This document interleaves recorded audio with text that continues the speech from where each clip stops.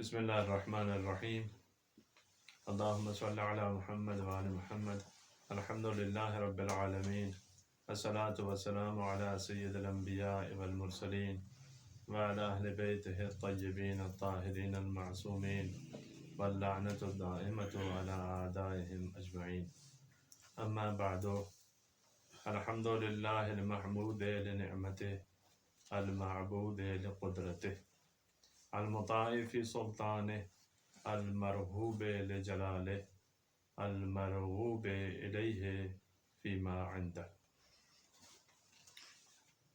اصول مبارکہ کافی کے مقدمے میں ہماری گفتگو چل رہی تھی اور ہم حمد کے معانی کی ایک ابتدائی اور مختصر تفصیل بیان کرتے ہوئے اس بات تک پہنچے تھے کہ حمد کے کیا معانی ہیں۔ تو گزشتہ مطالب کی بنا پر جہاں ہم پہنچے یہ ہے کہ خداوند متعال کی حمد اور ثنا یہ مختص نہیں ہے انسانوں کے ساتھ، بلکہ ایسا مطلب ہے جس کی عمومیت تمام کائنات کو شامل ہے اور جتنی کائنات کی موجودات ہیں تمام کو شامل ہے۔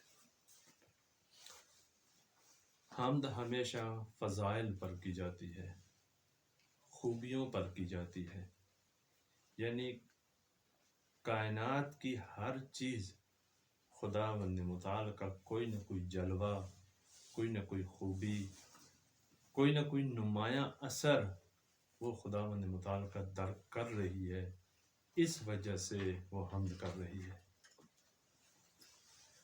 ہم ادراک نہیں رکھتے کہ کون سی چیز کون سے جلوے کو درک کر رہی ہے،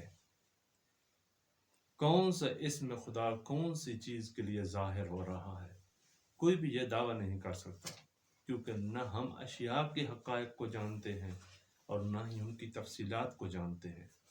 یہ جو انسان کہتا ہے کہ میں ناطق ہوں اور دیگر چیزیں جمادات ہیں یا نباتات ہیں کہ جو بالکل جمے ہوئے ہیں، کہیں حرکت نہیں کرتے، منجمد ہیں، یہ شاید انسان کا زعم ہو اور اس سے زیادہ کچھ نہ ہو، کیونکہ ہم دیکھتے ہیں کہ جو چیز کھڑی ہے ایک جگہ پر، یہ ایک جگہ پر رکی ہوئی ہے جسے ہم روکا ہوا سمجھتے ہیں، ہم سمجھتے ہیں کہ نہ یہ بھی رکی ہوئی ہے، یا بولنے کو اپنے بولنے جیسا سمجھتے ہیں، شاید یہ ہمارا نقصان ہے۔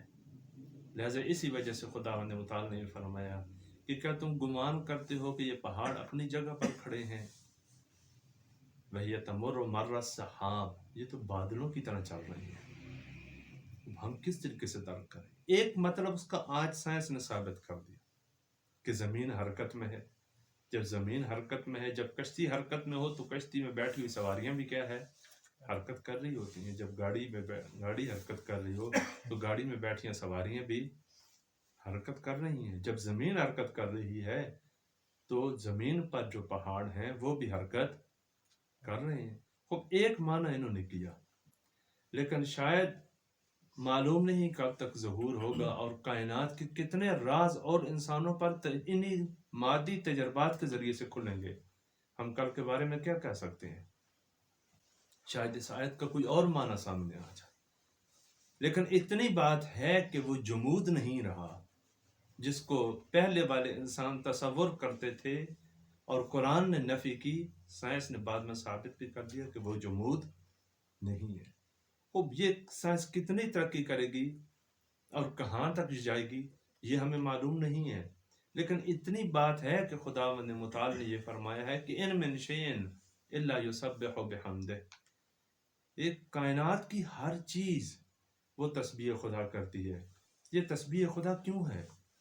کیونکہ کائنات کی ہر چیز کے سامنے خداوند متعال کا کوئی نہ کوئی جلوہ موجود ہے، کوئی نہ کسی اسم خدا کے ظہور کو درک کر رہے ہیں، پھر آ کر تسبیح کر رہے ہیں۔ ہم نہیں درک کر رہے۔ اس کی مادی مثالیں بہت زیادہ ہیں، آپ دیکھتے رہتے ہیں۔ یہ جو جنگل میں جا کے ڈاکومنٹریاں وغیرہ بناتے ہیں، جنگلی فلمیں بناتے ہیں، اس نور سے استفادہ کرتے ہیں جو نور وہ حیوان نہیں درک کر سکتا۔ کبھی تجربہ ہو دیکھنا ٹی وی پر جو بناتے ہیں دکھاتے ہیں، کبھی ایک لائٹ ہوتی ہے ان کے پاس، یہ نور انسان دیکھتا ہے لیکن وہ حیوان نہیں دیکھتا. یعنی انسان تحقیق کر کے اس بات تک پہنچ گیا ہے کہ اس نور کو حیوان درک نہیں کر سکتا، میں انسان درک کر رہا ہوں. وہ برعکس نہیں ہو سکتا کہ کچھ ایسی چیزیں ہوں کہ جن کو انسان درک کر رہا ہے اور حیوان انسان درک نہیں کر رہا اور دوسری موجودات درک کر رہی ہیں. برعکس بھی ہو سکتا ہے. جس کسی بات چیزوں میں ثابت بھی ہے کہ فلاں جانور کی سونگنے والی حس ہم انسانوں سے کیا ہے؟ زیادہ ہے. یہ تجربے سے ثابت ہو گیا ہے.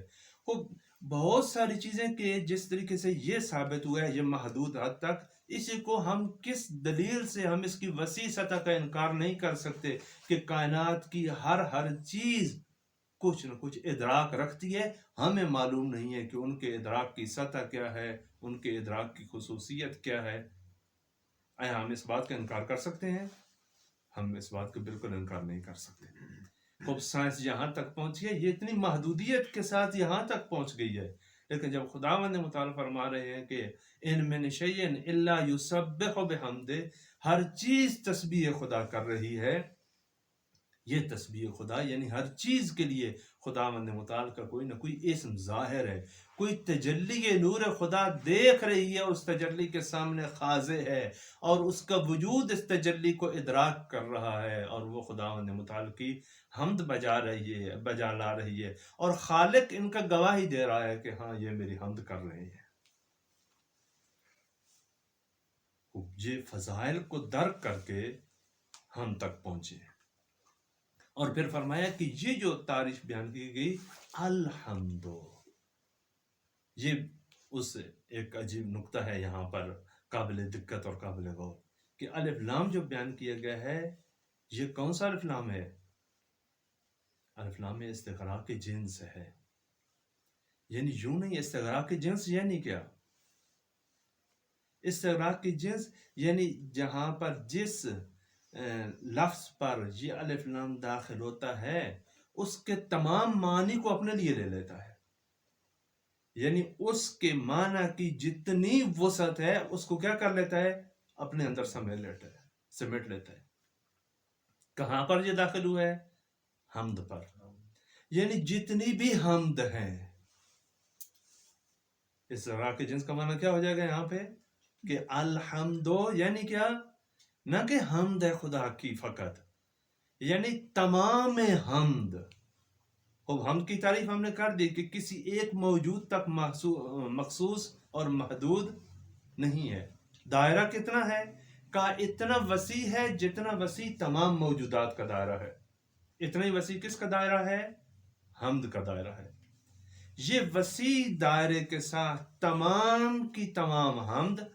ابھی وہی آیت آئے گی کہ آپ اگر خدا کی نعمتوں کو شمار کرنا چاہو تو گن نہیں سکو گے.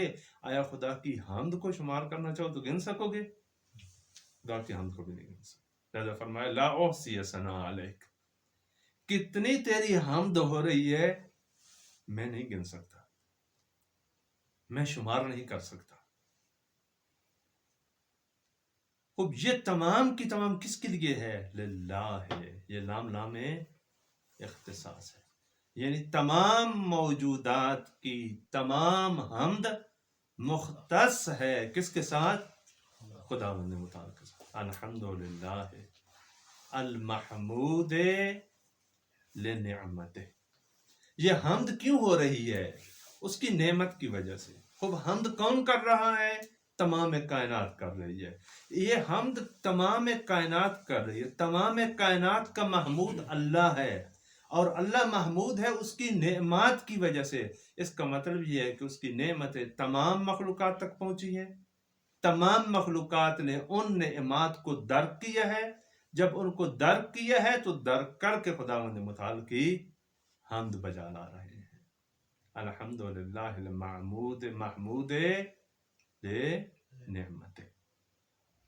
حمد ہے اس پروردگار کی تمام حمد کہ جس کی حمد کی جاتی ہے کس وجہ سے؟ اس کی نعمات کی وجہ سے. یہ ایک مطلب تھا جو ابتدائی خطبے کی المعبود لقدرت، یہ دوسرا جملہ ہے اس مقدمے کا جو بیان ہو، المعبود لقدرت۔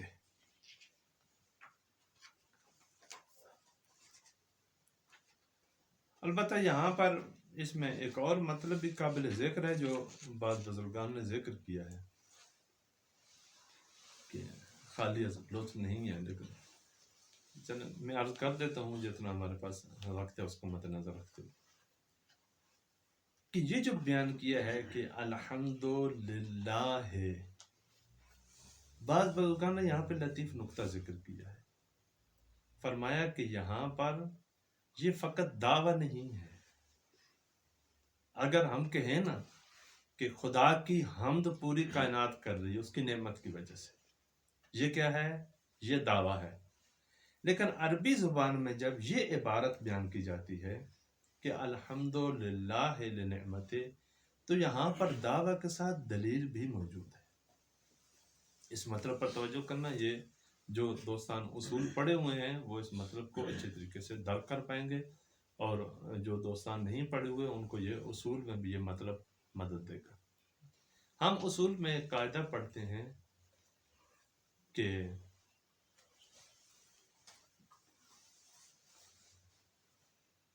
تعلیق الحکم بالوصف مشعر بالعلیہ۔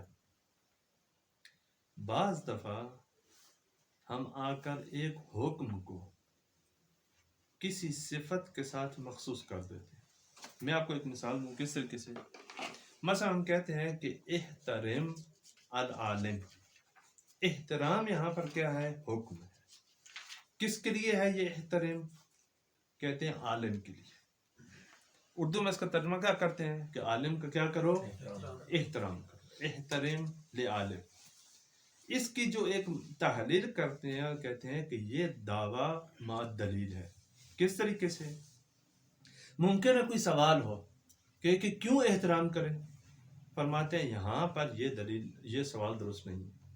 کیوں درست نہیں ہے؟ اس وجہ سے درست نہیں ہے کہ احترام کی وجہ خود اس جملے میں ذکر کر دی گئی ہے۔ اگر فقط کہتے احترام یا احترام ہو، مثلا احترام زیدن، زید کا احترام کرو، احترام حسنن، حسن کا احترام کرو، پھر یہ سوال کر سکتے تھے۔ لیکن جب فرمایا کہ احترام العالم تو یہ سوال غلط ہے، کہ ابھی کوئی پوچھے کہ کیوں عالم کا احترام کرو، یہ غلط ہے۔ کیوں غلط ہے؟ اس وجہ سے غلط ہے کہ یہاں پر اس دعویٰ کے ساتھ دلیل ذکر کر دی گئی ہے۔ وہ ذکر کیا ہے؟ وہ یہ ہے کہ ہم نے کہا ہے العالم۔ عالم کیا ہے؟ صفت ہے، یعنی ہم نے احترام کو عالم کے ساتھ کیا کیا ہے؟ جوڑ دیا ہے۔ یہ عالم کے ساتھ احترام کا آنا یہ دلیل ہے کہ احترام العالم کیوں؟ لعلم ہی، یعنی اس کے علم کی وجہ سے۔ لعلم ہی ہم نے جدا نہیں کہا، کیوں؟ کیونکہ جب عالم کہہ دیا تو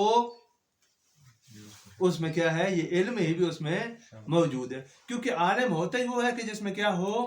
علم ہو۔ جب ہم کہیں کہ اطیع الامام یا اطیع اللہ ورسولہ، یہ اسی طریقے سے عبارت ہے۔ یہاں پر دعویٰ مع دلیل ہے، حکم ہے دلیل کے ساتھ کہ اطاعت کرو، کس کی؟ اللہ کی اور رسول کی۔ اللہ پر اسی مطلب اسی جیسا ہے، میں رسول کی مثال دیتا ہوں۔ خوب یہ نہیں کہا گیا رسول اللہ کا نام لے کر کہ احترم فلانا، کہ کہا گیا کہ احترم محمد صلی اللہ علیہ وسلم، یہ نہیں فرمایا، کہا کہ اطیع الرسول، رسول کی کیا کرو؟ اطاعت کرو۔ تو اس کا مطلب کیا ہے؟ یعنی اطیع الرسول لے رسالت۔ پس یہاں پر رسول کا کیوں احترام؟ کیونکہ وہ رسول ہے۔ وہ اولی الامر کی اطاعت کرو، کیوں؟ کیونکہ وہ اولی الامر ہے۔ یعنی عہدہ ذکر کر دیا گیا ہے، وہ خصوصیت ذکر کر دی گئی ہے، اور خصوصیت وجہ ہے کس چیز کی؟ احترام کی۔ یہاں پر کیا فرمایا گیا ہے؟ کہ الحمدللہ، الحمدللہ یعنی حمد ہے خدا کی، اللہ کی. کیوں اللہ کی حمد ہے؟ لِأُلُوہِیَتِ، کیونکہ وہ کیا ہے؟ معبود ہے، وہ الہ ہے. اسے کہتے ہیں کہ تعلیق الحکم بالوصف. یہاں پر وصف سے مراد نحوی نہیں ہے، اصولی وصف ہے. کہ جب بھی ہم کسی حکم کو کسی صفت کے ساتھ آ کر جوڑ دیتے ہیں تو اس کا مطلب ہے کہ وہ حکم اس صفت کی وجہ سے ہے. جب کہتے ہیں احترام عالم، یعنی احترام اس کے علم کا ہے. کیوں؟ کیونکہ ہم نے شخص کا نام نہیں، ہم نہیں کہا کہ احترام ہادی، احترام رضا، ہم نے یہ نہیں کہا. یہ کہتے تو یہ نام تھا، بلکہ ہم نے کیا کیا؟ اس کی خصوصیت بیان کی ہے. یہ خصوصیت بیان کرنا دلیل ہے کہ احترام اس خصوصیت کا ہے. احترام اس فرد کی بات نہیں ہے. فرد کا ہے یا نہیں وہ اپنی جگہ پر، اگر فرد کا احترام ہے تو وہ اس کی اپنی جگہ پر. لیکن یہاں پر جو احترام بیان کیا جا رہا ہے وہ کس کا ہے؟ وہ علم کا احترام ہے، وہ رسول کی اطاعت ہے، وہ اولی الامر کی اطاعت ہے. اور میں یہاں پر جو حمد بیان کی جا رہی ہے وہ کس وجہ سے ہے؟ کیونکہ خدا آپ کا خدا ہے، کیونکہ وہ معبود ہے. اور لفظ اللہ کیا ہے؟ لفظ اللہ وہ جامع جمی ہے تمام صفات کا. یعنی جتنی بھی خداوند متعال کی صفات ہیں تمام کو ایک جامع جس کے اندر موجود ہے. وہ کون سا لفظ ہے؟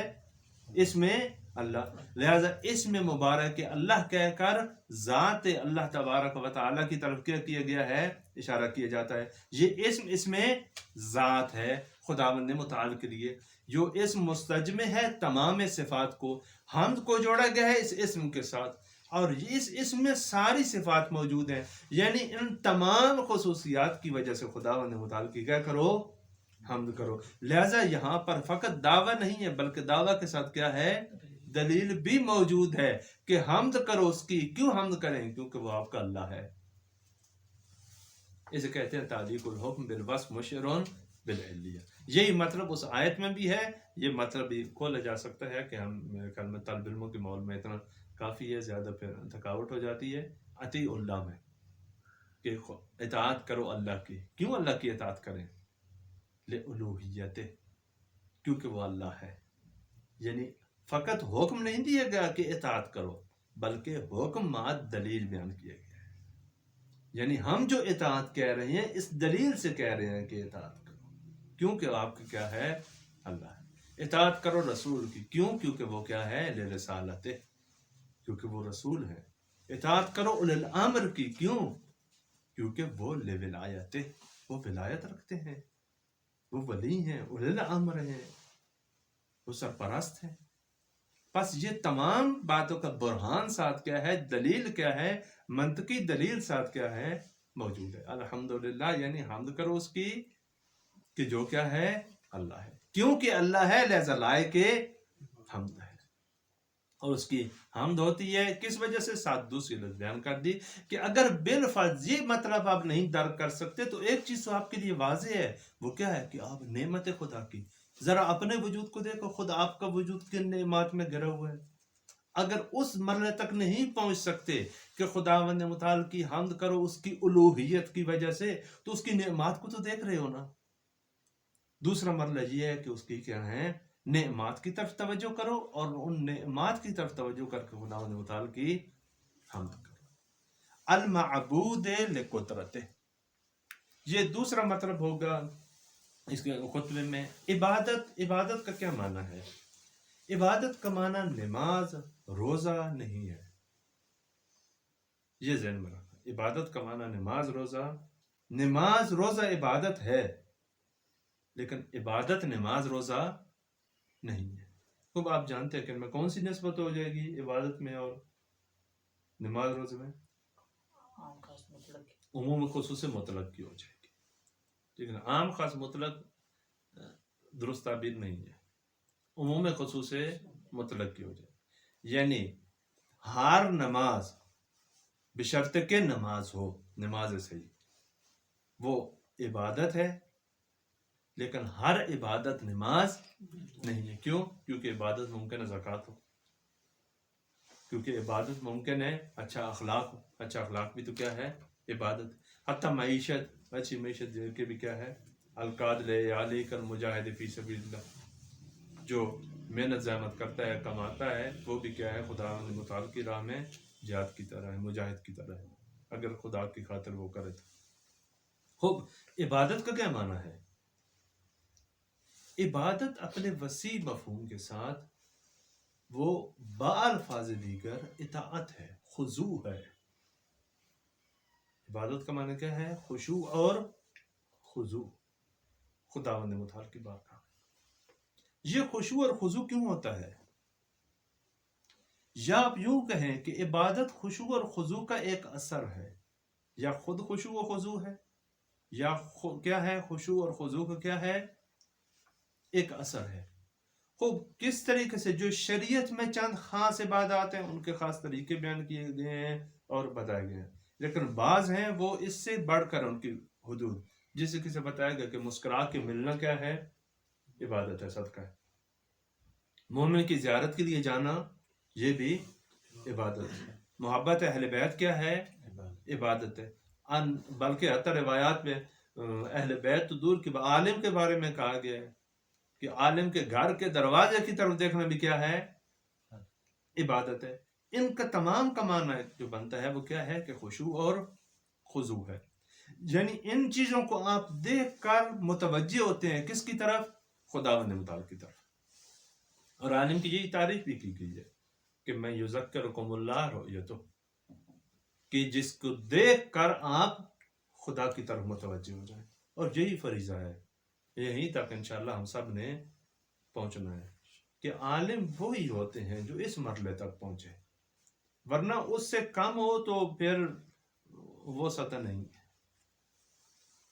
اور اس چیز کی بہت زیادہ کمی ہے، حوضوں میں بھی اس چیز کی کمی ہے، اور پاکستان میں تو آپ اخلاقی صورتحال دیکھ رہے ہیں کہ کس طریقے سے کہ دردناک باتیں ہیں جو ہر روز میڈیا پہ آتی ہیں، کیونکہ آج کل جو تھوڑی سی بات ہو تو فوراً کیا ہے میڈیا پر آ جاتی ہے. خشوع و خضوع ہو تو یہ باتیں نہیں ہوتی، خشوع و خضوع ہو تو اس طریقے سے طنز نہیں ہوتے، خشوع و خضوع ہو تو اس طریقے سے ایک دوسرے کی شخصیت کشی نہیں ہوتی کہ ایک بیان ادھر سے دیں کوئی بیان ادھر سے دے. اور تو کچھ نہیں کر سکتے، ایک دوسرے کو گولی تو نہیں مار سکتے، عالم کا کام تو نہیں ہے نا ایک دوسرے کو گولی مارنا، لیکن ایک دوسرے کے ساتھ بیان داغ دیں گے. یہ بھی میزائل ہی ہوتے ہیں، کوئی فرق نہیں کرتا. اور آپ دوست ان باتوں سے بچنا. اب اپنے سے جو بڑے ہیں ان کے بارے میں تو ہم کچھ نہیں کہہ سکتے، نہ ہماری وہ بات مانیں گے نہ کسی کی مانیں گے، لیکن آپ اپنی عملی زندگی میں اس طریقے سے نہیں کرنا کہ اس کا نتائج بہت خطرناک ہے. پاکستان میں یہ جو کام شروع ہے اور عرصے سے شروع ہے، یہ کہیں پہ رکنے والا نہیں ہے، مگر جو کہ خداوند متعلق کرے ایک ایسی نسل آ جائے جس نسل میں واقعی کیا ہو تبدیلی. خوب خاضع و خاشع انسان کب ہوتا ہے؟ انسان ہر اس چیز کے سامنے خشوع اور خضوع کرتا ہے کہ جس کی یا حقیقت کو دیکھتا ہے یا اس کا مشاہدہ کرتا ہے، یعنی اس کے کسی نہ کسی کمال کو درک کرتا ہے، اپنے میں اس کو فاقد پاتا ہے، یعنی ایک خصوصیت کو ایک عظمت کو طرف مقابل میں درک کرتا ہے اور اپنے آپ میں سمجھتا ہے کہ مجھ میں یہ نہیں ہے. یہاں پر ہوتا ہے کہ اس مرحلے میں انسان اس کے سامنے کیا ہو جاتا ہے؟ خاضع ہو جاتا ہے. اب اس کی آپ بے شمار مثال لینے کے پہلے بھی ایک پہاڑ کی مثال دی تھی، اور اس طریقے سے جب انسان اس بات کا ادراک کر لیتا ہے کہ خداوند متعال کا تسلط تمام کائنات پر ہے، ہر چیز اس کی کیا کر رہی ہے؟ حمد کر رہی ہے. اب جب انسان تمام کائنات کی حمد کو دیکھتا ہے اور تمام کائنات پر خداوند متعال کی حکومت کو دیکھتا ہے، اور پھر اپنے وجود کی طرف دیکھتا ہے اور اس بات کو درک کرتا ہے کہ خود مجھ پر بھی اسی کی ذات حاکم ہے، کیونکہ نہ میرا آنا اس دنیا میں میری مرضی سے ہے اور نہ ہی میرا اس دنیا سے جانا میری مرضی سے ہے. میری زندگی اور موت کا مالک بھی کیا ہے؟ وہی ہے. جنت اور جہنم کا، میری عاقبت کا مالک بھی کیا ہے؟ وہی ہے. جب اتنا زیادہ تسلط تمام کائنات پر، تمام موجودات پر، اس دنیا پر، آخرت پر، جب یہ باتیں سب انسان کو سمجھ آ جاتی ہیں، اور ایک منصف انسان جب ان باتوں کو کیا کرتا ہے، درک کرتا ہے، تو اس کے وجود میں چیز پیدا ہوتی ہے، وہ خشوع و خضوع ہے. لہذا حمد بھی وہ کرتا ہے کیونکہ اس میں خشوع و خضوع پایا جاتا ہے، اور حمد بھی ایک عبادت ہے. المعبود لقدرتہ، اس کی عبادت کے سامنے خشوع و خضوع کرتا ہے. کیوں؟ کیونکہ اس کی قدرت کا مشاہدہ کیا ہے. پس عبادت وہ خضوع ہے کہ جو قدرت کی وجہ سے کی جاتی ہے. لہذا خداوند متعال کی عبادت میں اس طریقے سے اقسام بنتی ہیں جو بعض بزرگان نے بیان فرمائی ہیں. وہ کیوں؟ کیونکہ جب بھی انسان کسی قدرت مند سے اس کا سروکار ہوتا ہے تو تعظیم تو کرتا ہے اس کی. اب اس کی تعظیم کی وجہ کیا ہے؟ کیونکہ یا اس کی قدرت سے ڈر گیا ہے، یا کہ اس کی قدرت دیکھ کر اس کا کوئی لالچ پیدا ہو گیا ہے کہ یہ اتنا مقتدر آدمی ہے، کل میرا اس سے واسطہ پڑے گا. لہذا بعض بزرگان کے بارے میں ہے کہ وہ جب بھی حضرت اسرائیل علیہ السلام کو یاد کرتے تھے تو کہتے تھے کہ میں 2-3 صلوات پڑھ کے حضرت اسرائیل کو ہدیہ کرتا ہوں، کہا کہ اس سے میرا سروکار پڑھنا ہے. کیونکہ قبض روح کا مسئلہ انسان کے لیے کیا ہے؟ بہت زیادہ سخت ہے. کہ اس وجہ سے کہ حضرت اسرائیل علیہ السلام مجھ پر نرمی کریں، لیکن میں پہلے سے اپنی دوستی بناتا ہوں ان کے ساتھ. وہ کیوں؟ کیونکہ جب بھی انسان اقتدار کے سامنے اپنے آپ کو بے بس پاتا ہے تو پھر وہاں پر اس کا کوئی نہ کوئی اس سے وابستگی ہو جاتی ہے، یا اس سے ڈر جاتا ہے، یا اس کی طرف اس کا کیا ہے؟ رجحان ہو جاتا ہے. خداوند متعال کی عبادت کی بھی اسی وجہ سے ہوتی ہے، یا خوف کی وجہ سے یا لالچ کی وجہ سے.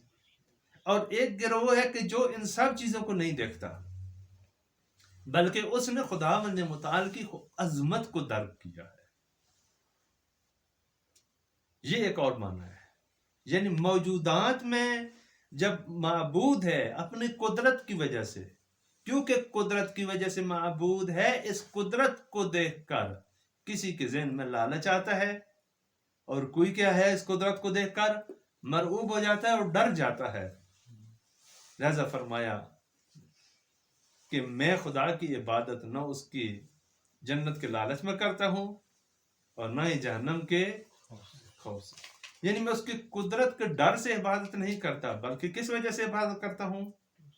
بل وجدت اہلا لعبادت، کیونکہ وہ نظر علی علیہ السلام دیکھ سکتی ہے. یہ اور مرحلہ ہے. انسان قدرت کو دیکھ کر، عادی انسان قدرت کو دیکھ کر یا ڈر جاتے ہیں یا لالچ میں آ جاتے ہیں. لہذا یہ وہ ہستیاں ہیں، یہ جو کائنات کی نعمت ان کے پاس ہے اور کسی کے پاس نہیں ہے. وہ دید وسیع کہ جس وسیع دید سے تمام کائنات کو ملاحظہ کر رہے ہیں، تمام کائنات کو مشاہدہ کر رہے ہیں، اس کی وسعتوں کو اور اس کی نعمتوں کو اور اس کی برکات کو.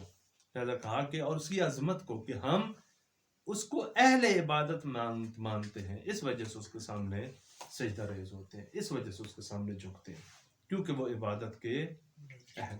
فرمایا کہ المعبود لقدرتہ، خداوند متعال کی عبادت اس کی قدرت کی وجہ سے.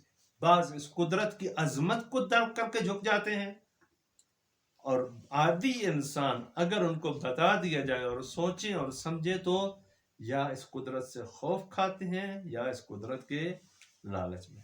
یعنی یا انہیں اپنی نجات کی فکر پڑ جاتی ہے، اور یا پھر اس کی نعمات کا اور سہولیات کا لالچ ہوتا ہے، کہ ایسا نہ ہو کہ جس دنیا میں ہم اتنے کچھ ہیں تو آخرت میں کیا ہو جائیں؟ محروم ہو جائیں. وہ ہر ایک کو اس کا اجر ملتا ہے، لیکن وہ جو عظمت کو درک کرتے ہیں کہاں وہ، اور وہ جو قدرت سے مرعوب ہوتے ہیں اور ڈرتے ہیں وہ کہاں. بہت زیادہ فرق ہے. پس المعبود لقدرتہ، المطاع فی سلطانہ. مطاع بھی آپ جانتے ہیں کہ صیغہ ہے اس میں مفعول کا، باب افعال سے. مطیع اور مطاع، اطاع یطیع، مطیع اور مطاع۔ مطیع یعنی فرمان بردار، اطاعت کرنے والا، تو فرمان بردار یہ ہم اس کی زبان اصل میں فرمان بردار، ہم اس کے فرمان بردار کہتے ہیں، فارسی لفظ فرمان بردار، یعنی فرمان کو اٹھا کے لے جانے والا، یعنی حکم کو ماننے والا۔ کیونکہ باپ نے مثلا بیٹے کو کہا کہ پانی لے آؤ، تو یہ جو باپ کی بات نکلی منہ سے، اس کو اٹھا کے لے گیا ہے، کس لیے؟ انجام دینے کے لیے۔ بس اس نے فرمان اٹھا لیا ہے، فرمان کیچ کر لیا ہے، فرمان سنبھال لیا ہے، حکم کی پاسداری کی ہے اس نے، کہتے ہیں فرمان بردار، مطیع ہے، اطاعت گزار ہے، اطاعت کر رہا ہے۔ مطاع یعنی جس کی اطاعت کی جائے۔ خوب کہاں کہاں پر اطاعت کی جاتی ہے؟ کہ اس کی تمام سلطنت میں، سلطنت کہاں ہے اس کی؟ تمام موجودات پر۔ جس اطاعت سے مراد کیا ہے؟ اس اطاعت سے مراد تکوینی ہے۔ ہم انشاءاللہ تکوینی اور تشریح کی توضیح اگلے پیراگراف میں لیں گے۔ المطاع فی سلطانہ، المرغوب لجلالہ، المرغوب الیہ فی ما